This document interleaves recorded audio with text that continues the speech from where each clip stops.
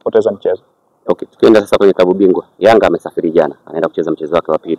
Mchezo wa kwanza alishinda goli moja, lakini tumeona wamekuwa ni wagumu sana kwenye kutumia nafasi. Waliweza kupata goli moja tu, lakini walipata big chance kama tatu, lakini wameweza kutumia moja. Na mashindano haya yanataka kutumia nafasi. Kwa mwenendo huu wa Yanga na anaenda kucheza ugenini, ili tatizo la kutumia nafasi unahisi unawaona wapi? Maana sababu tunaweza kusema kwamba kutumia nafasi sasa wanaweza wasifike popote kwa sababu nafasi ndio ushindi. Wanaweza usitumie nafasi lakini bado wakashinda mchezo. Unaweza kutengeneza nafasi 4 ukatumia nafasi moja na mechi ikaisha moja bila hivyo kama ilivyo. Inaweza ikakugarantia ukapata matokeo na ukaondoka. Lakini issue inakuja, kuna mechi zingine haziwezi kukupa nafasi ya kutengeneza nafasi 4 ndani ya mchezo mmoja. Nafasi ni 2. Unaweza kuconvert nafasi moja kwa matokeo na unaweza kulinda ulichokipata.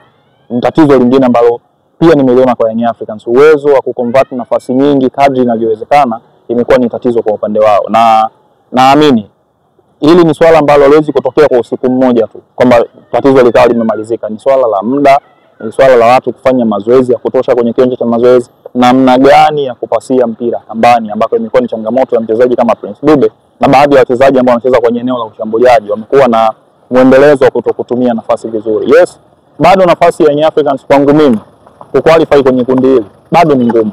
Yes, mechi ya kwanza wameshinda, lakini ukiangalia bado games 5 ambazo anatakiwa kucheza, kuna kurudiana na FAR Rabat away. Mechi anaenda kucheza away dhidi ya JS Kabylie, ni moja kati ya mechi ngumu pia ambayo anatakiwa kwenda kuicheza. Unaenda kucheza na mtu ambaye tayari ametoka kufungwa goli 4. Anaamini pia sehemu rahisi yeye kupata alama ni kwako, kama ambavyo wewe unamwazia kwamba na mimi natakiwa kupata alama dhidi ya JS Kabylie ambaye ametoka kufungwa vile vile. Kwa hiyo ni mchezo mwingine mgumu ambao Young Africans wanaenda kucheza. Kwa hiyo bado nafasi iko 50-50. Anaweza kufanya vizuri na pia anaweza akapotea.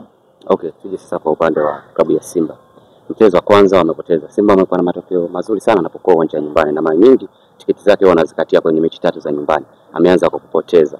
Tena kupoteza nyumbani na amepata nafasi 3 big chance na ameshindwa kuzitumia. Tatizo la Simba liko kwenye ushambuliaji, na kwa nini wamepoteza nyumbani? Bado matumizi ya nafasi tu. Yaani unajua, na nimeona kelele za watu wengi wakiwa wanazungumza mwalimu kutokuanza na mshambuliaji. Yaani ile sio swala la mshambuliaji. Nafasi aliyokosa Mpanzu yamhitaji masuala ya mshambuliaji. Nafasi aliyokosa bwana mdogo Morris Abraham hahitaji kuwa na mshambuliaji. Ni yeye mchezaji mwenyewe binafsi kutambua hapa ni wapi na nini natakiwa kufanya. Maamuzi ndio anaweza akakupa hiyo nafasi ya wewe kufanya kitu bora.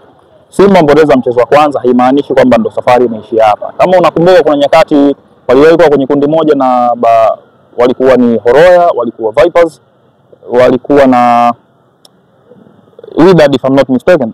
Kama utakumbuka, kwenye kundi lile alipoteza mechi 2 za kwanza, lakini bado aliweza kutoboa kwenye kundi na aliweza kwenda hatua ya robo finali. Kwa kikubwa ni wewe mechi zako unazichezaji zilizosalia. Kama ukiwa una hesabu nzuri na una uhakika wa kufanya hivyo, inaweza ikakuondoa kwenye hatua hiyo. Lakini wakumbuke, kundi walilokuwa kipindi kile sio kundi waliloko leo.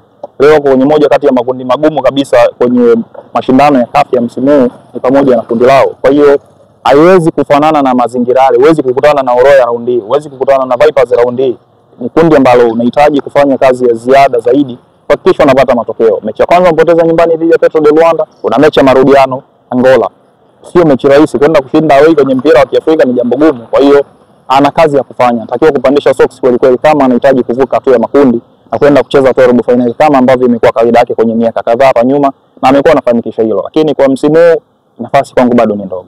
Okay, huu mfumo wa kocha ambao Simba anautumia wa kucheza bila mshambuliaji, watu wengi wanakuwa mashabiki kwanza wanakuwa wale wanalalamika, wanaona ni mfumo mpya sasa kwa Simba, ukizingatia Simba na washambuliaji kama Mkwara, ana Mwalimu, simuelewa, lakini anashindwa kuwatumia. Mechi na kwa ngumu, ukizingatia mechi na JKT alianza hivyo bila mshambuliaji, akasema sana kupata matokeo mpaka kipindi cha pili kuweza kufanya sababu, akarudia tena mfumo huo tena kwenye mechi.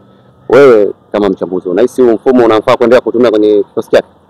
Kwa sababu bado yuko kwenye matengenezo ya timu. Tunazungumza ni mwalimu ambaye hana hata miezi 5 ndani ya timu. Kwa hiyo kuna vitu ambavyo yeye kwenye aina yake ya uchezaji anaamini akiwa navyo inaweza kumrahisishia kazi yake.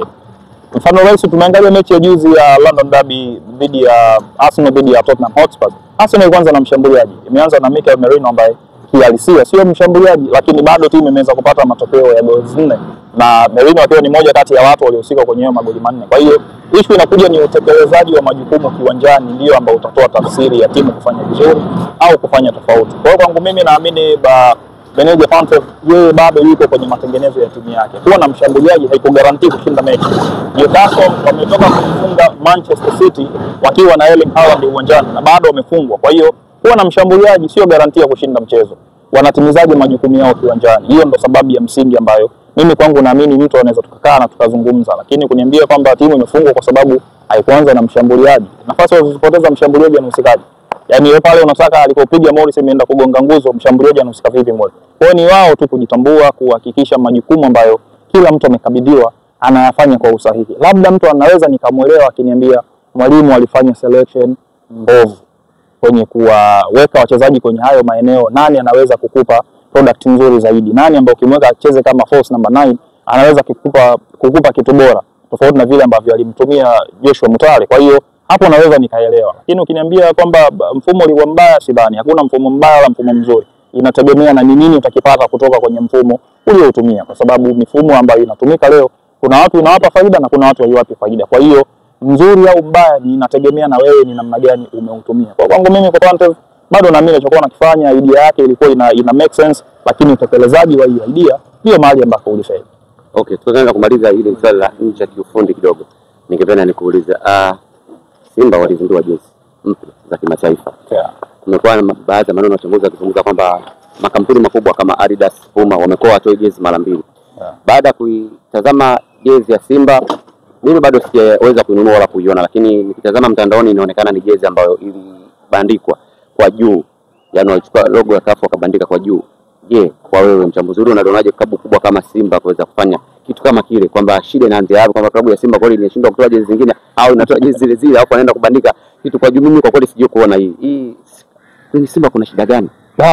Huenda labda ni biashara ambazo ziko ndani wao wenyewe na siwezi kuwazungumzia kwa sababu sijui exactly ni nini kinaendelea, lakini kwa picha ambayo sisi tunaiona kwa nje kidogo haijakaa vizuri kibiashara. Kwa sababu gani? Kwa sababu huwezi kuambia watu una jezi mpya ya msimu wa kimataifa alafu watu wanakuja kukuta jezi ni zile zile.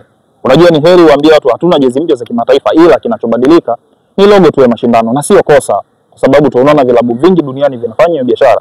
Yaani mtu atengenezi jezi kwa sababu ya Champions League wala kwa sababu ya Confederation wala kwa sababu ya Conference, sijui anatengeneza kwa sababu ya Europa. Anatengeneza jezi ya msimu, lakini kinachobadilika ni logo ya mashindano.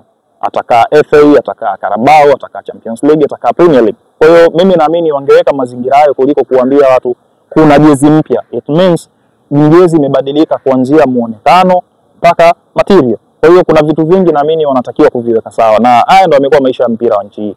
Siasa zimekuwa nyingi, mambo yanakuwa mengi, mwisho wa siku tukifika kwenye hatua kama hii tunaanza kumtafuta mchawi ni nani. Kikubwa ni watu kuweka tu maelezo ambayo yamenyooka.